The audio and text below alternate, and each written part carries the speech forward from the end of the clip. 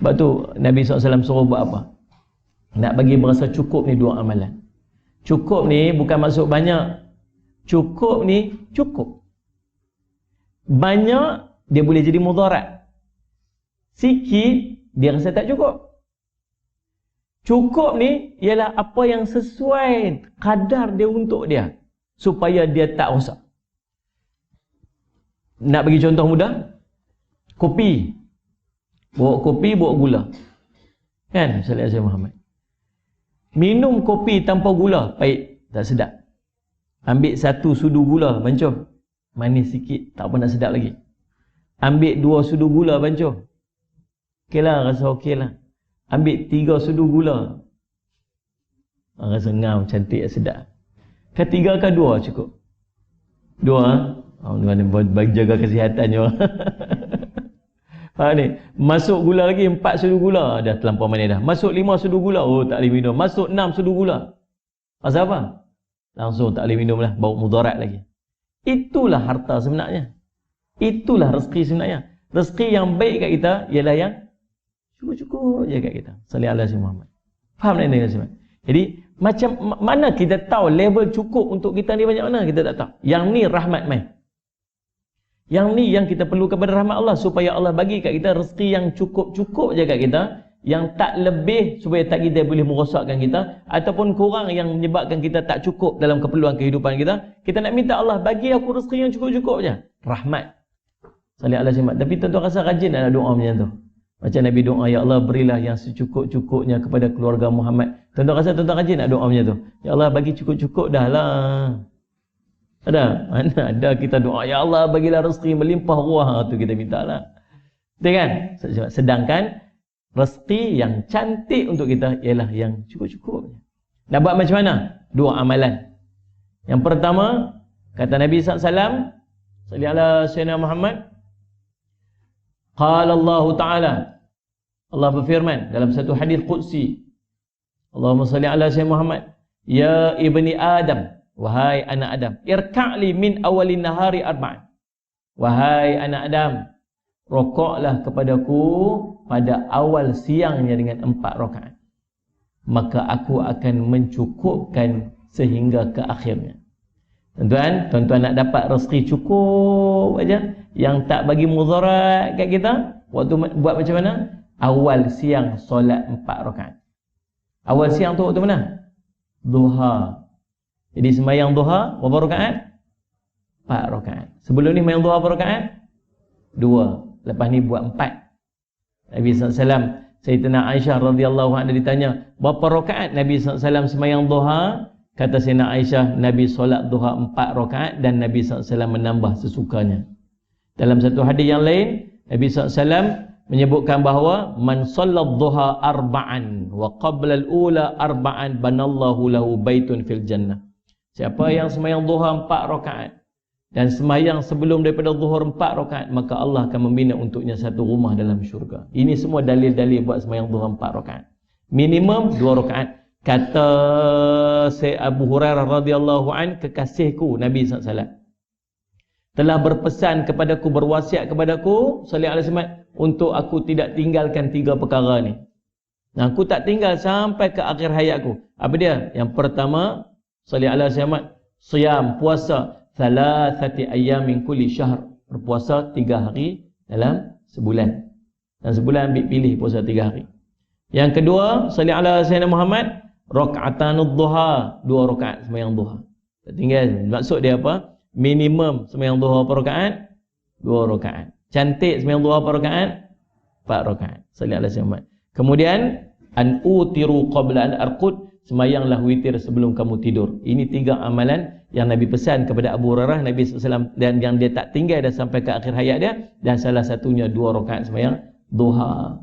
Paling kurang sembahyang duha 2 rakaat. Nak dapat kesempurnaan, kecukupan daripada apa yang Allah nak bagi rezeki kita pada hari tersebut, belajar buat duha berapa rakaat? 4 rakaat. Dan nak buat duha 4 rakaat ni pun perlu kepada rahmat Allah. Faham? Tuan-tuan perasan tak? Sorry lah, kaki saya ni duduk lama-lama dia, cekang diri lama dia, tegang. Baru lepas operation tu, baru lepas sebulan, maklum sajalah. Tuan-tuan, salli ala sayyidina Muhammad. Salli ala sayyidina Muhammad. Pasal apa? Tuan-tuan boleh bayang satu benda. Nak cerita pentingnya rahmat. Salli ala sayyidina Muhammad. Tuan-tuan tengok, ada orang yang bila dia buat ibadat, bila dia dalam kehidupan dia seharian, ada saja ruang untuk dia buat ibadat. Sedangkan kita kadang-kadang lapang lebih daripada dia, tak sempat nak buat. Tuan perasan? Tanya kawan kita, kamu baca Quran tak hari ni? Baca. Berapa muka surat baca? Alhamdulillah dapat sejuzuk. Kita kata, lah dia ni sibuknya dengan kerjanya, dengan urus anak-anak dia, dengan apa. Tapi dapatlah satu juzuk. Kita yang tak sibuk macam dia, satu muka pun tak dapat. Bahkan satu ayat pun tak dapat. Tuan-tuan faham? Kita kata, semayang duha tak ni? Alhamdulillah dapat. Akulah tadi sampai-sampai ustaz dah mula dah duduk tu. Lepas tu lagi, lepas habis kuliah, Sayyid Muhammad dah kena rushing keluar dah. Padahal dia duduk kat dalam masjid dah.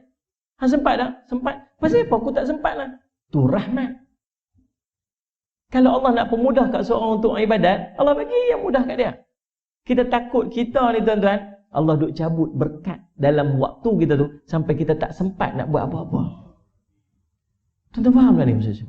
Ada orang yang Allah bagi dekat dia berkat waktu. Dia sempat baca Quran, dia sempat mayang duha, sibuk macam mana sempat dia buat. Kita ni, tak sempat, terlepas.